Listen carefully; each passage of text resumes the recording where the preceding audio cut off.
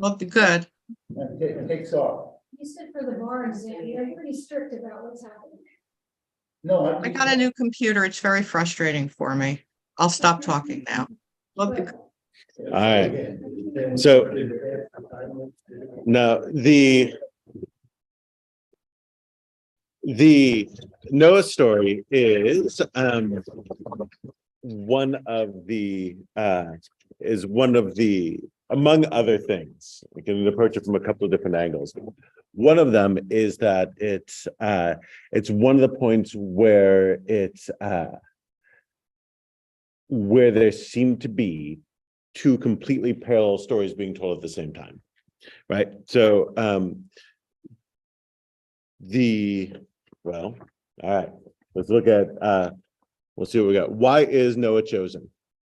Let's look at these answers as we go through. Why is Noah chosen? He walked with God. Right, Noah's a just man who walks with God.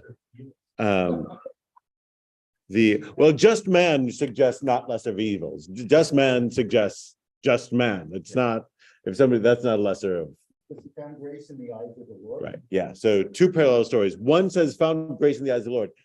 Found grace in the eyes of the Lord tells you what about his, not necessarily. No, if you find grace, what's the meaning of finding grace? Does that mean that I am totally deserving? No, grace is something of the opposite. Was he was Grace means whether or not necessarily the opposite. It means whether or not you are deserving, right? If you get something by grace or by the sort of the kindness, that doesn't mean you earned it. That means that you are getting it whether or not you earned it. so like by the grace of God. By the grace of God means I didn't deserve this. But So- God thought I did. Or not, no, not, but God thought I did deserve it. God thought that, decided to do it. You might, it may be relevant, you're telling stories about, the kids are driving my nuts or whatever the case may be. Like for a loved one, you treat them with more kindness than they necessarily deserve, right? This is, grandparents are big on this, more than parents, right? Grandparents give more grace to their children than parents do. Parents are like, no, you don't get dessert. You didn't finish your damn dinner. And the grandparents are like, no, the dessert is your dinner. Does anybody interpret that? Is there a midrash that would say that when God would point, we're talking God now here, not Grace that God would find grace. That in people? Yes. That's half the Torah. That God would attribute or find grace in other than his own way, in a way that someone else, that I would find grace with my grandkid, even if you peed on the floor. Yes. Not midrash, text. Last week's Torah portion. Oh, okay. Yes. Yeah. I would say that the straightforward meaning of last week's Torah portion would be that. Even though they were there. Yes. Kitisa, like the golden calf episode, yes. Right, yeah, no, that's and what's more is that's the structure of Yom Kippur. That's the basic idea is I don't necessarily deserve X, Y, or Z, but you, through your mercy, am not giving me what I deserve. So we're equating mercy and grace. Grace is giving people not what they deserve. Yes, so mercy is closely related, right? So when we say, so I mean in English people say by the grace of God. In Hebrew, that's the word chesed. Jews don't like the word grace because it feels Christian. But it's a right. So it feels foreign, but it's translation. But chesed is one way of translating the word chesed, which is a word that Jews are comfortable with. Oh, God's chesed. Mercy, does that have a legal, the mercy of the court on somebody? You don't have the grace of whatever. Right. Well, this sort of like grant me this, even if I don't deserve it.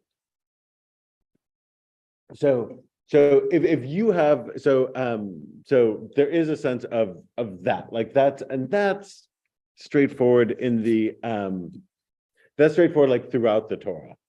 God consistently, I mean, you can say it for, we talked about Cain. Cain gets this punishment, you're gonna be a wanderer, and 2 verses later is settled in a city, right? He's not wandering. Et cetera, et cetera, et cetera, et cetera. There are more than just a few examples. But yeah, not the point here, but yeah, the God consistently will do that. That's the. Would Noah be considered a righteous man? So the point of this is that if you take the Noah story and look at when the name Elohim is used,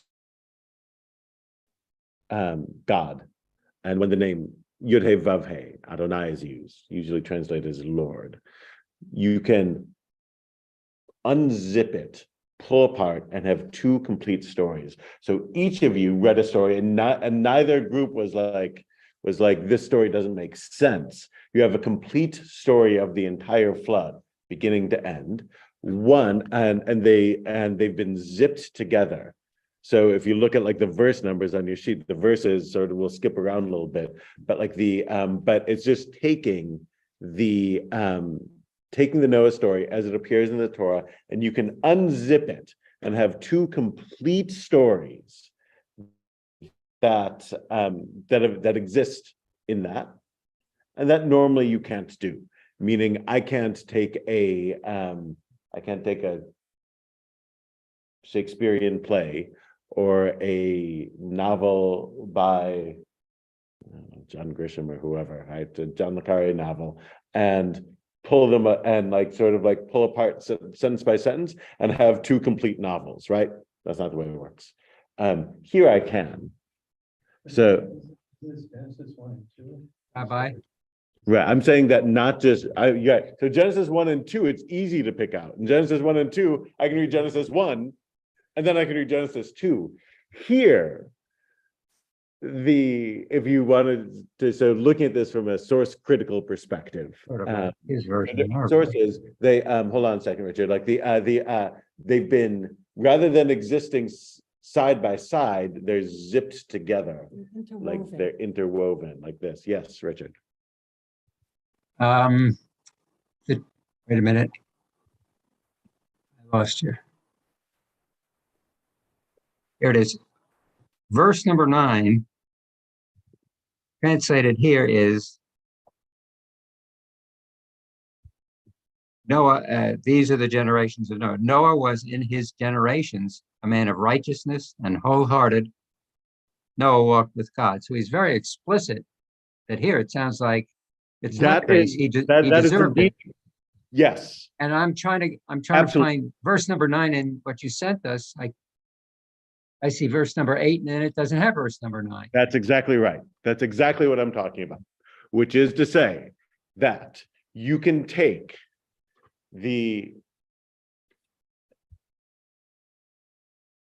so you can't look, so step 1, forget everything you know. Step 2, don't look in a book. Step 3, just look at the sheet. Step 4, understand that what the sheet you're looking at has is one version is just what scholars would call the J source, which is to say the lines that where God is referred to as Yud-He Vav-He, and you'll see there's a consistent linguistic and temporal and theological concerns of that source, and the other sheet has only the E source or the P source here, sorry, the priestly source, where God is referred to only as Elohim and reflects that concern. So I think so in the room here, this on my left had the P source, and on my right had the J source. So over here with the J source, Noah is not chosen because he's just and righteous. Noah is chosen because God, the grace of God. Just people are evil. This one, I'll be nice. He's less evil. Yeah. Like this. So again, you can read it. So the chapter 6 part of the J source. If you guys want the J source, I'll give it to you here. This is page 1 in the handout. Says, and the Lord, again, Lord is a translation of Yod Heh Vav Heh, Adonai, saw that the wickedness of man was great in the earth, that every imagination and thoughts of his heart was only evil continually.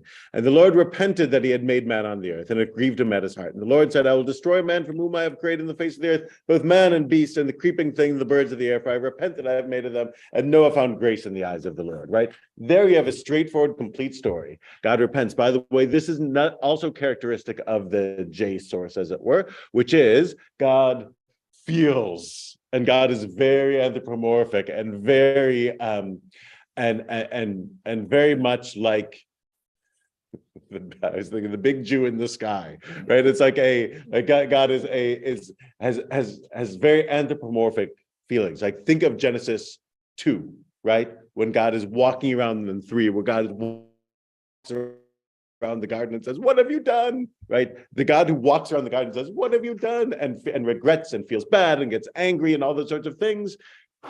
J source.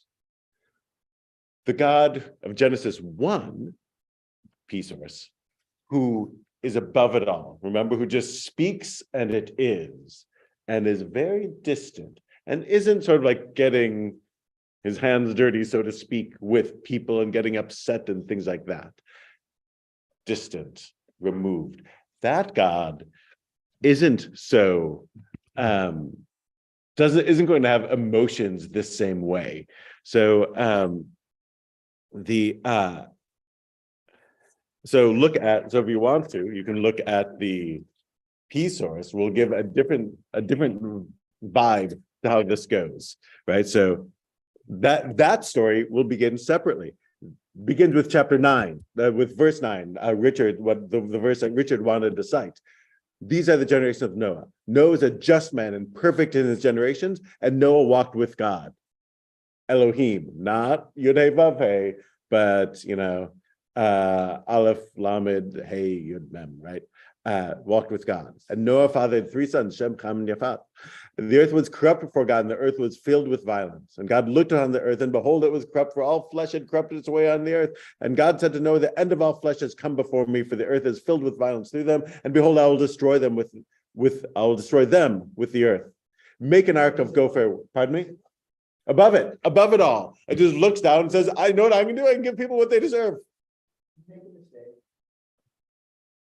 Yeah, no, I didn't make a mistake. Like, these people are horrible. You're okay.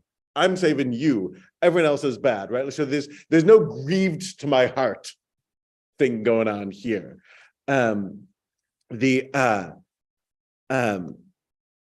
Etc. And then I'm going to keep going with this chapter 6 in the e-source. This is page 4 in the PDF I sent her in the handout, right?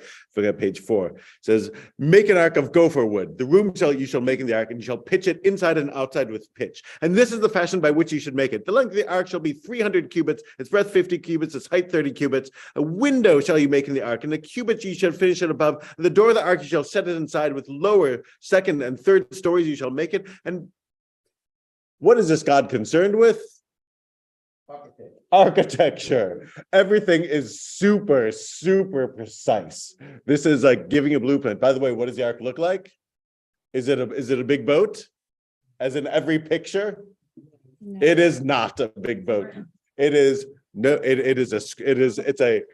a big rectangle. It's a big box. It's a big rectangular box, right? It's so again, a cubit is about 18 inches, right? Like, so 300 cubits by 50 by 30. It is not shaped like a boat. It is shaped like a raft. It is a rectangle, 300 by 50 by 30. And why does it not need to look like a boat? It just has to be afloat. It's not going anywhere because it's nowhere to go. So it's very, so the boat thing like literally misses the point. Like, so an ark is a very specific word. It doesn't, there's a word for boat and it's not used. Right, yeah, so 3 stories, each 10 cubits high. Presumably, yeah. So that, so There's a history show about it, because one of the episode was, why did we build an ark today? you can go to Kansas or Kentucky, sorry. Yeah, it was built, was when the Yeah. scale that was built. Right, yeah, they built like a 3/4 scale one, right, something like that. I mean, this is an insane scale. It's, well, it's big. But yes, you could, so this, but it wouldn't look, I don't know what they have there, but you can Google it, but it doesn't, right. It's not, this ain't no Disney cruise. I'm going to continue on with the E source, right? So just sort of with the P source, sorry. Verse 17 on page 4. And behold, I myself bring a flood of waters on the earth to destroy all flesh, where there's breath of life from under heaven, and everything that is in the earth shall die. But with you I will establish my covenant, and you shall come into the ark, you and your sons and your wife, and your sons' wives with you, and every living thing of all flesh, 2 of every sort, you shall bring into the ark, bring them alive with you. They shall be male and female. How many? 2 of birds in their kind, after cattle in their kind, every creeping thing of the earth after its kind, 2 of every sort shall come with you to keep them alive. And take to you of all food that is eaten, you shall gather it to you, and shall be food for you and for them. Thus did Noah, according to all that God has commanded him, so did he do. Interesting, and Noah didn't try to argue this with all. No arguing, just following along. Right, so Abraham argues, Noah follows directions.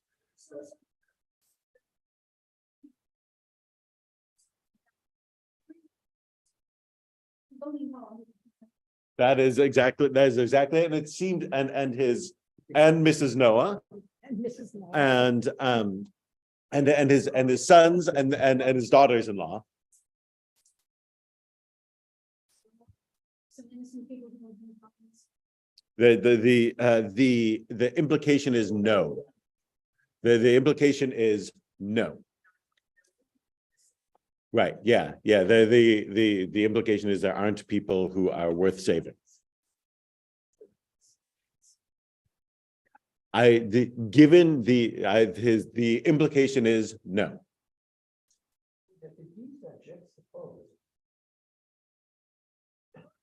Yes. So this is part of the source on this is Richard Elliott Friedman in Who Wrote the Bible, like does this, sort of talks about it. I just sort of like took this is his work, and sort of you can pull it apart. Again, it's really, as he says in the introduction, who wrote the Torah, but if you want to sell books, you'll sell a lot more books entitled Who Wrote the Bible than you will a book titled Who Wrote the Torah. There's a wider audience.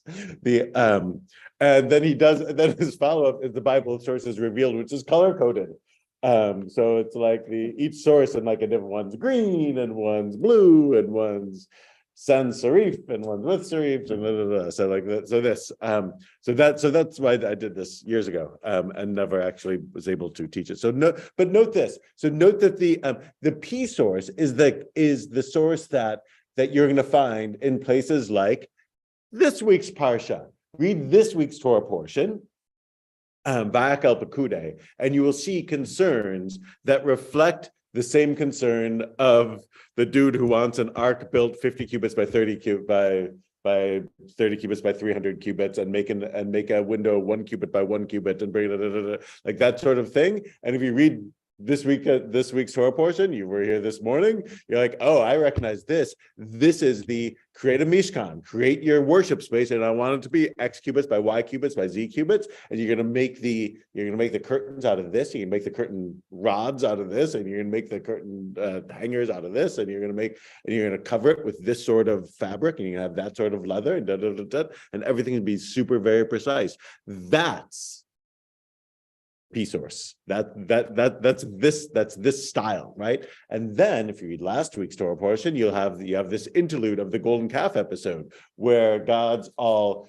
angry get Moses, get down, get out of here. The people are freaking out and I am furious. I'm going to wipe them out and I'm going to start over with you. And Moses is like, don't do it. What will the Egyptians think? It'll look bad.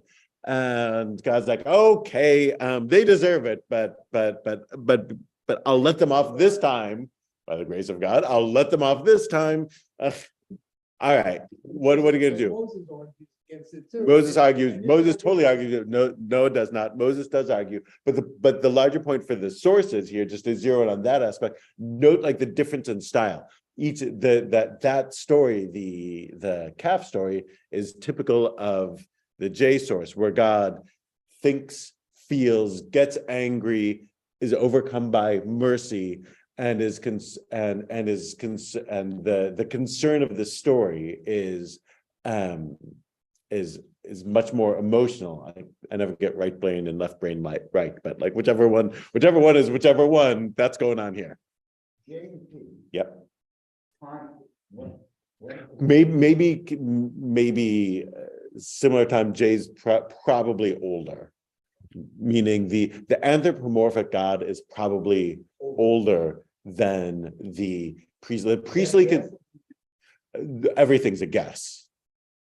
There is no, everything's a guess, but like it's a reasonable thing, meaning that the further back you go, the more God is, I say sort of half jokingly, the big Jew in the sky is more anthropomorphic, right?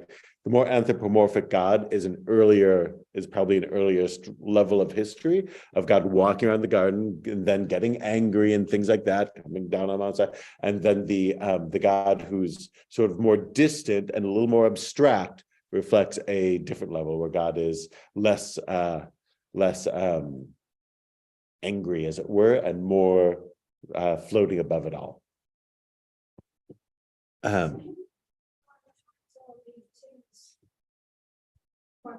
Said before, kind of taking away my earlier theory that I was having, but can we say that during the Holocaust, because a lot of people said, where was God? And why are all so many instances of Holocaust about? Can you go back to the time of the flood and say that? But you told me they weren't. No, yeah, I wouldn't say that. I wouldn't map one onto the other. I would say that I mean the show of things is a larger topic that I don't want to sort of like get into right now, but I would say God cannot intervene in human affairs, period. And if you want God to come in and save you, that's not going to happen. And if you think that God can come in and save and chose not to do it, then you have an evil God. Well, he didn't get rid of all evil people. And the flood. Oh, no. That's not the claim. No, that's not the claim. Again, like this, it's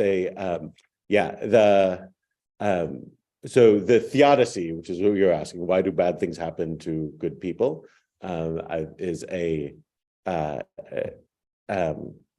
mean, you can do the Shoah, you can walk over to the cancer ward here and have the same questions, but like but I would say like the overarching thing is understand this as a paradigm to help us think of it. Don't confuse it for a report on an event that happened. Says in 21, to the imagination of man's heart is evil from his youth. Yes. Nor will I begin to destroy every living thing. Don't ask me to get. Now I'm not going to do that. Right. So we'll have to deconstruct the Noah story later on. This is our attempt at deconstructing it, like sort of like in its piece. So I want to look at page 1, back to page 1, chapter 7. Look at how, again, like sort of like the J, again, we look for the concerns that aren't, it's not so Cuban obsessed, right? So chapter 7, this one, on page 1. And the Lord said to Noah, again, Yud-Heh-Vav-Heh, said to Noah, come, you and all your house onto the ark, for you I have seen righteous before me in this generation. Of every clean beast, you shall take you 7 pairs. It doesn't say.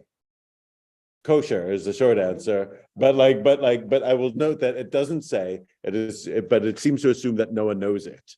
But notice in the P source, there's true of every animal, and in the J source, there are true of every plus 7 of every clean beast, right? Like that, and that's sort of consistent throughout. And again, everyone reads it, or that's part of why it's worth like not looking in the book, because everyone thinks they know the story. If you ask any child, they'll say, 2 by 2. I guess maybe it's in a song, but like but yeah.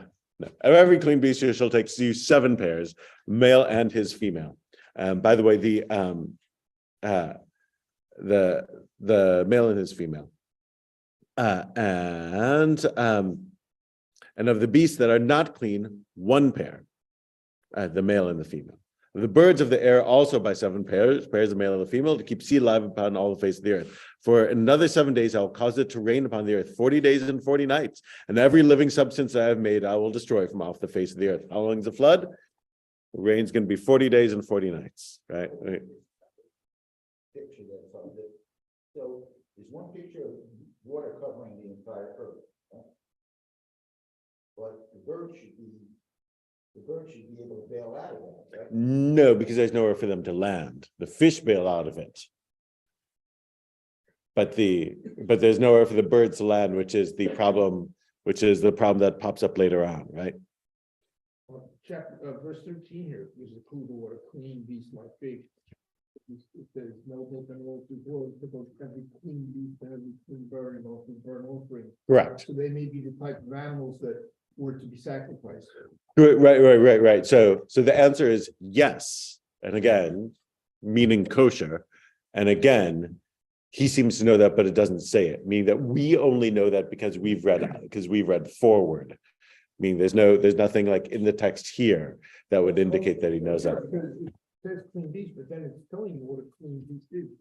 So, There's no you shall. No, God doesn't command. oh, I see. Yeah, he just says he did. No, that's all Noah's initiative. Note that Noah takes no initiative until that point, by the way, right? God, he just does what God commands, but afterwards takes initiative in killing. Though, hold on before we get the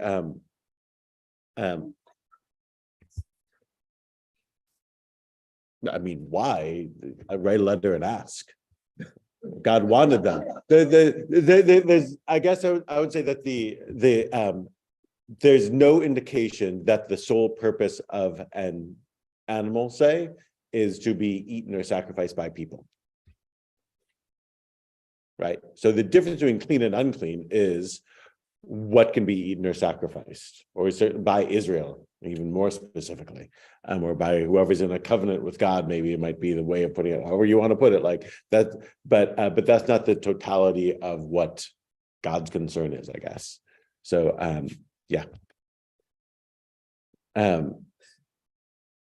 Verse 5, page 1. And Noah did according to all that the Lord had commanded him. And Noah went in, and his sons, and his wife, and his sons' wives with him, into the ark, because of the waters of the flood. And it came to pass after 7 days that the waters of the flood were upon the earth. And the rain was upon the earth 40 days and 40 nights, and the Lord closed him in.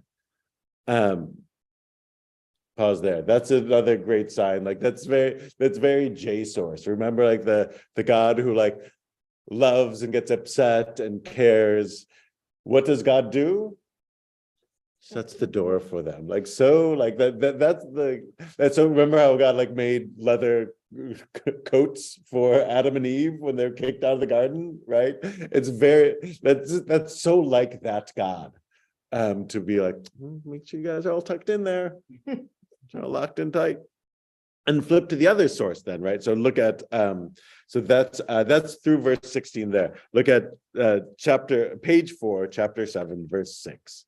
And Noah was 600 years old when the flood of the waters was upon the earth. Of the clean beasts and the beasts that are not clean, of the birds and of everything that creeps on the earth, there went in 2 and 2 to Noah in the ark, the male and the female, as God had commanded Noah. Again, notice there, it's very explicit. There are 2 of the clean beasts. There are 2, period. No question about it. It is a direct contradiction to the verse that is that to chapter 7 verse 3 is a direct contradiction of chapter 7 verse 8. Now if you take the source theory view, your answer to that is because these have been zipped together by a later redactor. But notice 2 of clean beasts. 9, they went in 2 and 2 to Noah and the ark, the male and the females God had commanded Noah. 11, in the 600th year of Noah's life, in the 2nd month, the 17th day of the month, the same day when all the fountains of the great deep broken up and the windows of the heaven were opened. By the way, again, so very P source. What's P concerned with? These details, these cubits, the days, the 600th year, the 17th day. We're getting everything by the time of day, right? Like, so, well, actually you do get like and then also, by the way, notice in the J source, other one, it's rain. Here, the fountains of the great deep were broken up, meaning that remember like the chapter 1, the waters, the primordial waters are separated.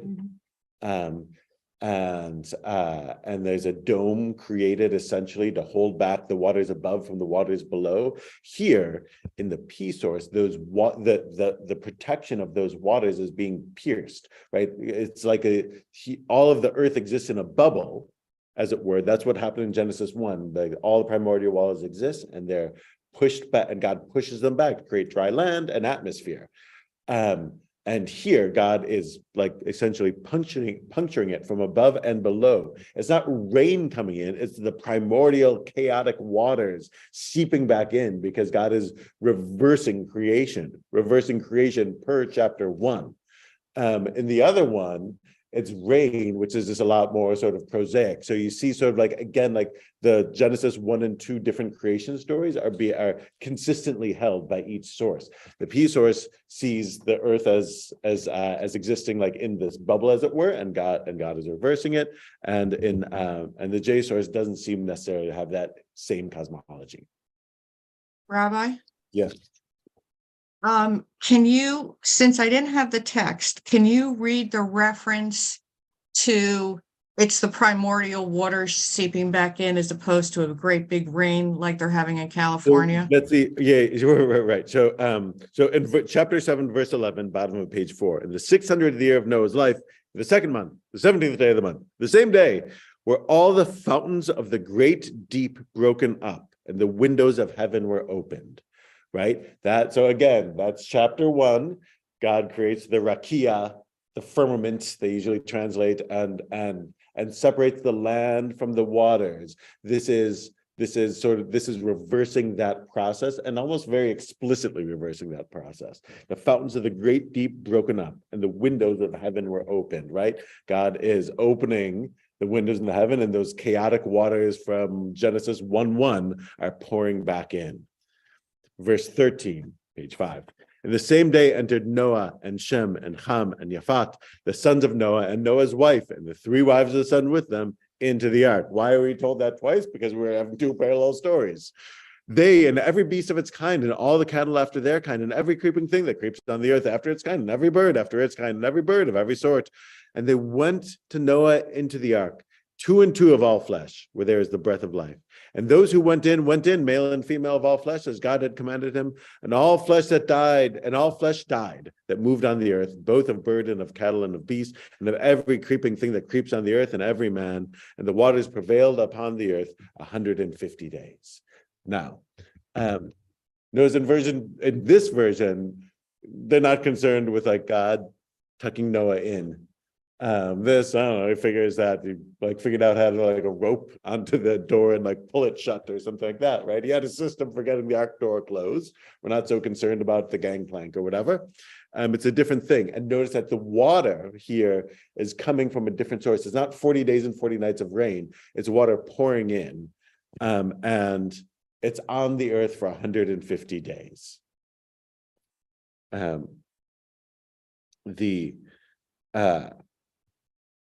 So this, we got to the, as opposed to, go back to page 1, verse 17, directly contradicting everything we just read. And the flood was 40 days upon the earth. Well, if the flood was 150 days on the earth, how was the flood 40 days upon the earth? Again, parallel sources. And the waters increased and bore up the ark, and it was lifted above the earth. Verse 18, and the waters prevailed and they were increased greatly on the earth, and the ark went upon the face of the waters, right? This is, again, it's a box-like thing, and it's just sort of, and it's just floating. It's not going anywhere. And it's not meaning it's not destined for anywhere in particular. 19, and the waters prevailed exceedingly on the earth, and all the high hills, and they were under the whole heaven were covered. 15 cubits upward did the waters prevail, and the mountains were covered. 15 cubits. Right, so they're, 40 feet. And they're saying the mountains were covered? Superman can fly, Daddy. yeah, right. 15. Right. And what's more, right. So good point. And it's not, and I would say they're not living in Florida, right? There's not, it's not like they don't know from mountains, right? Like they're living in, I mean, you know, like in Lebanon and in the north of Israel, on the Golan, you have snow-capped Mount Hermon, and like he's going to land in Asia Minor, you know, in Turkey on Mount Ararat, like, which is, you know, there's serious mountains in the region. Yeah. So nevertheless, if you wanted to explain that one way, you'd say 15 cubits above the mountains. 22, all in whose nostrils was the breath of life, all that was in the dry land died. And 6, and every living substance was destroyed, which was upon the face of the ground, both man and cattle and creeping things and the bird of the heaven, and they were destroyed from the earth. And Noah only remained alive, and those who were with him in the ark. Chapter.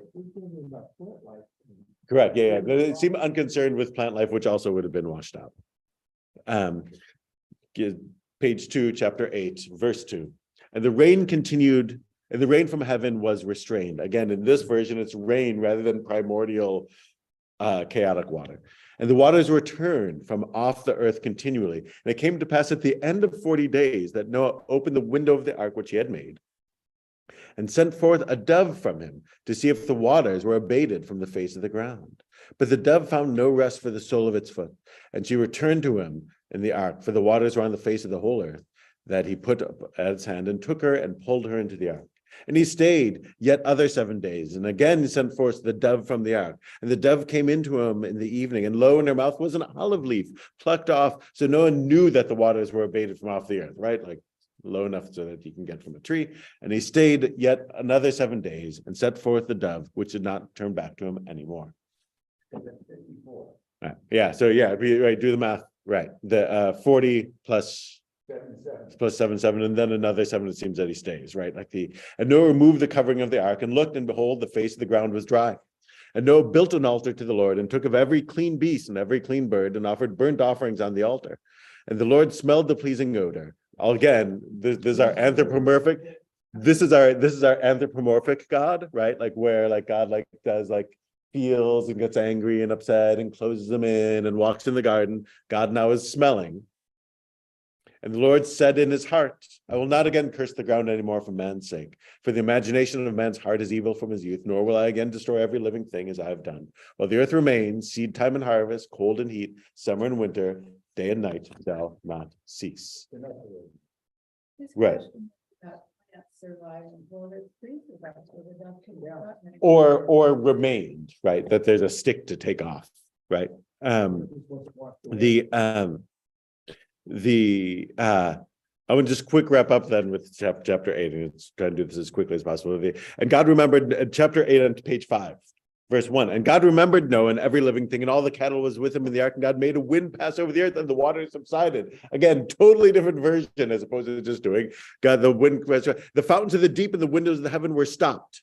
Again, because it's not rain, it's stopping up the pinpricks God put in. And at the end of 150 days, the waters were abated. The ark rested in the 7th month, on the 17th day of the month, on the mountains of Ararat. The waters decreased continually until the 10th month. Holy cow, 7th month to 10th month. So this is much longer time frame, right?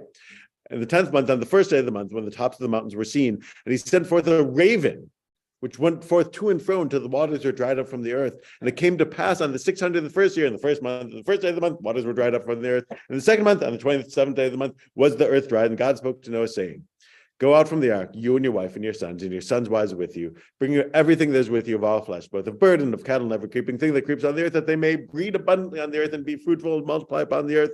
And Noah went out, and his sons and his wife and his sons' wives with him. Every beast, every creeping thing, every bird, and whatever creeps on the earth went out of the ark. So again, this never happens anywhere else in the Torah. We have 2 complete full stories existing side by side, that if only one of them were there, you would be like, oh, I know the story. And if only the other one over there, you'd be like, oh, I know the story. But an editor zipped them together. And you see it's just sort of shuffled it like a deck into one story that reads like smoothly enough that people read it. But in fact, it seems as if there could be two separate versions here together. Or the Bible is strictly for that day. Oh yeah. No, this gets you Nowhere. this gets you rejected from the exam in the Olam Haba. Yeah.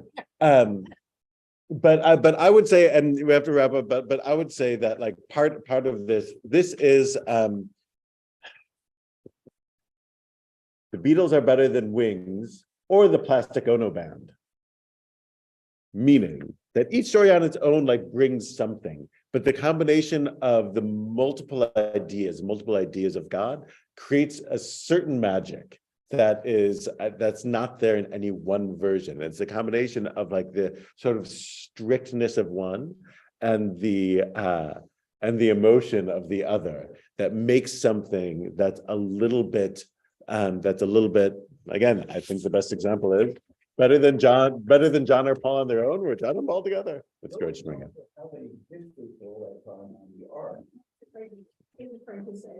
Right. Yeah, not well. The one Jay has a concern for food. It says bring food. Yeah, says bring food. It's a vegetarian. Yep. Yeah. So yeah, and right, and the suggestion is that the as Leon Cass says that the assumption seems to be that the lion and the lamb broke straw together.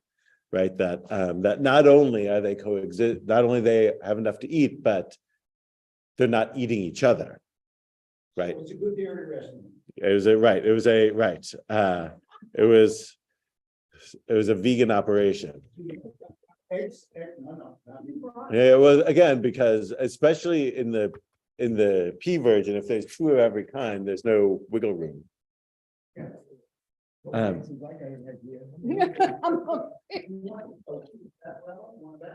know it does matter.